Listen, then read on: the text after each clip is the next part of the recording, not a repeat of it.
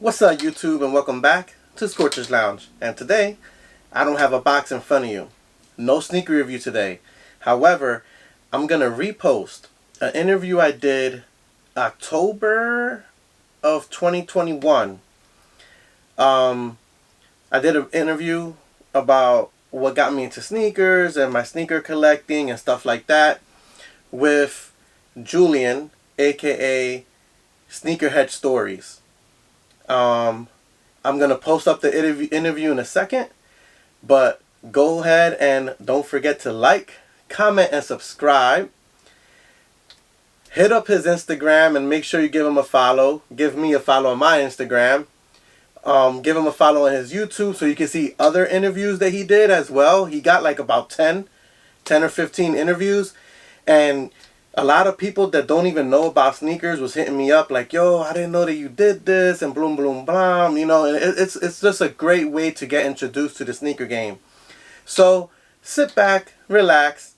Don't mind that I don't have a shape up or anything, you know what I'm saying? It was the middle of the week, and I just had to get this interview done, but I was kind of nervous. I don't know if y'all can see it a little bit. I don't know. It's a little, compared to the way I am in front of the camera now after I did over 100 reviews for you guys, compared to that was the first time I was ever like interviewed. So it was a little like, I was like anxious and nervous like all at the same time.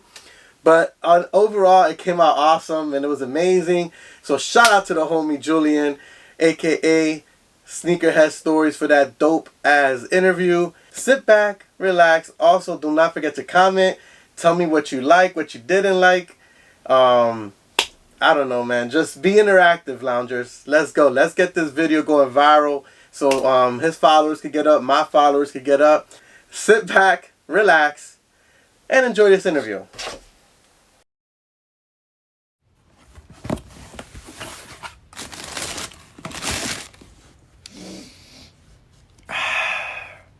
Fresh kicks.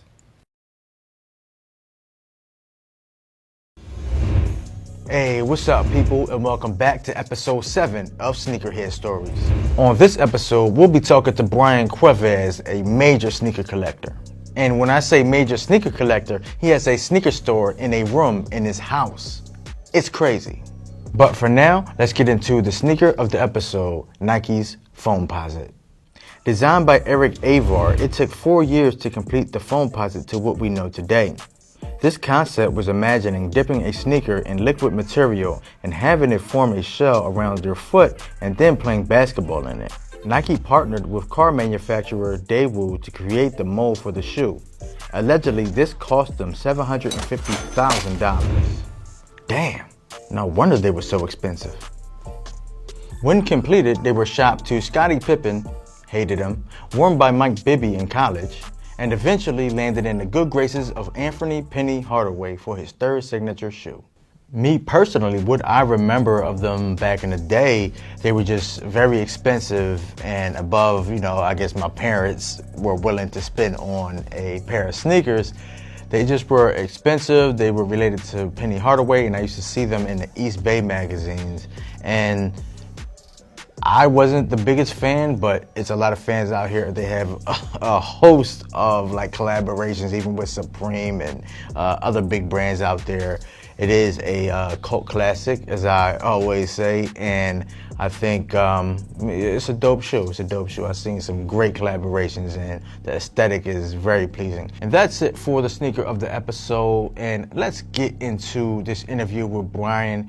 He definitely is about this sneaker life, man. Like his whole strategy in hitting on the sneaker app and other apps and his sneaker news update apps. It's just crazy. He definitely is in it to win it, you know?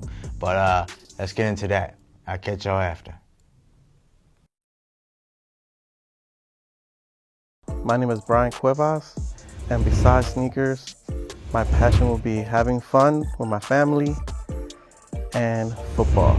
I'm also running a $10 weekly football pool because I can't stay away from football. I watch every game. That makes my whole life. Sneakers, football, family. I fell in love with sneakers in 1997. We could never get the sneakers that I wanted. My favorite basketball player was Michael Jordan. and the Jordan 12 playoffs came out. And that right there was the chase. Growing up with my brothers, we always collected Marvel superhero cards and stuff like that. So a little bit of that was already in my system. But once these sneakers came out, it was a wrap.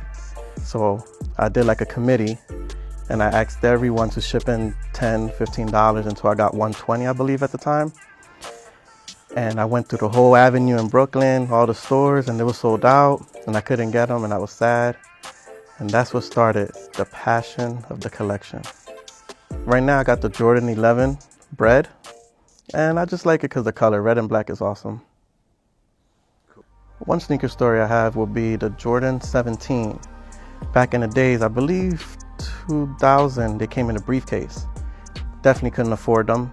So what I ended up doing was buying a briefcase for $50 and just walk around with it like if I had the sneaks. The Jordan 1 Breads was a sneaker that escaped me for a lot of years. A lot of years. And they came out 1,000 times. And I finally got them. I got 2 pairs actually. And I also got the double box set that comes with the Celtics.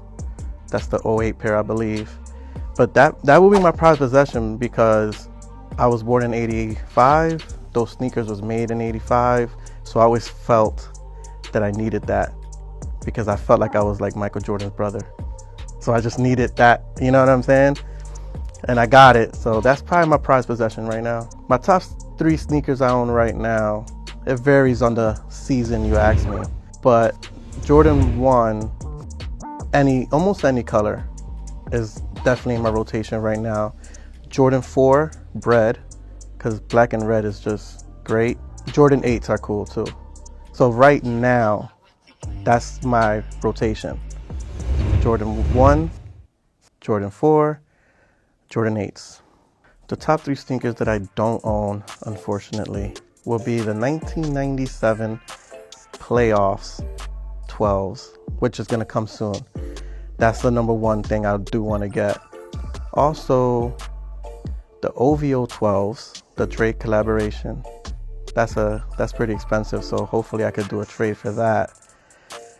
And I would love to have an original Jordan 1 from 1985. Any color, just for the originality of it. My favorite sneaker of all time would be something I can't own because it's a Ray Allen exclusive. And it will be the Jordan 18 Christmas.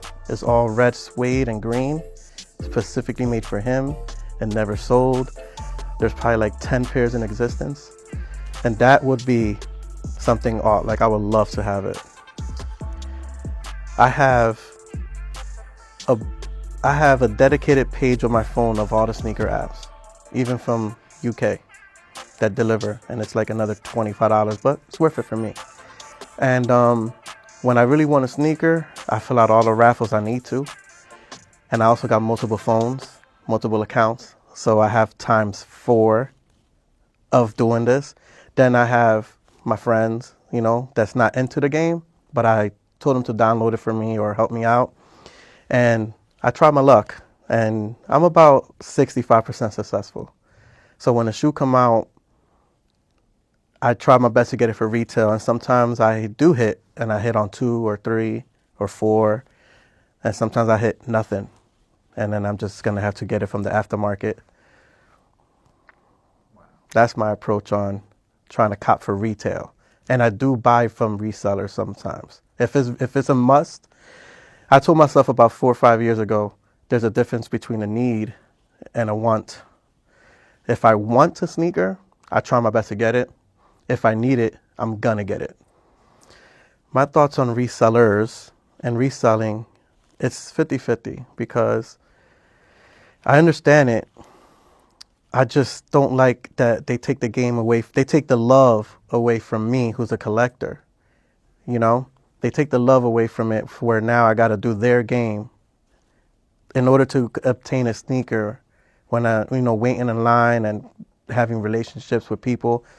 That's over now. Now it's just people buying robots and making multiple accounts like I do, So, see, they created a monster. Now that you think about it. Now I'm a part of that, So it's Like, I understand it, I get it, it makes money, but it's a sensitive subject.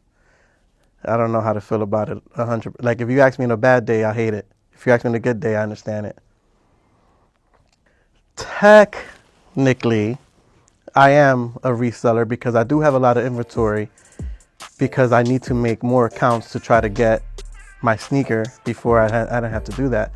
So when I do hit double ups and triple ups, I do store them and I flip them sometimes or trade them. That's why I said I understand it. But it made me into a monster now because now I have all these apps and all this help and I outsource my researchers. So now I got everybody in the game with me now. So when I need one pair of sneakers size 11, I got at least 7 people trying to get it for me. And if I hit 7, I'm taking 6 pairs of 11s from someone else. But that's the game that we're in now. So I technically, I guess, became a reseller.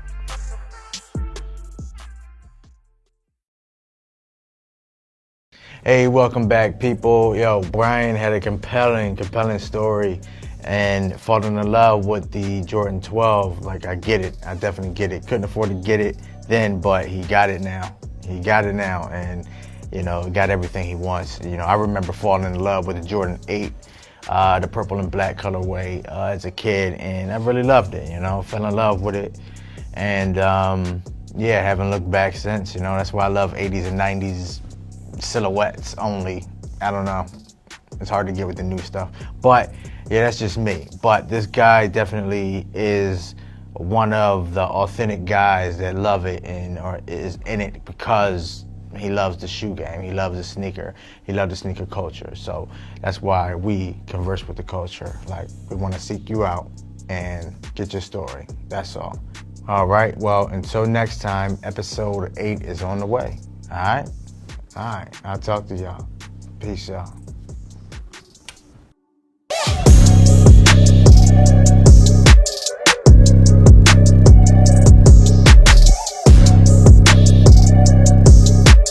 Welcome back, loungers. Let me know what you thought about the interview in the comments. Don't forget to give us a follow or subscribe in our YouTubes and Instagram.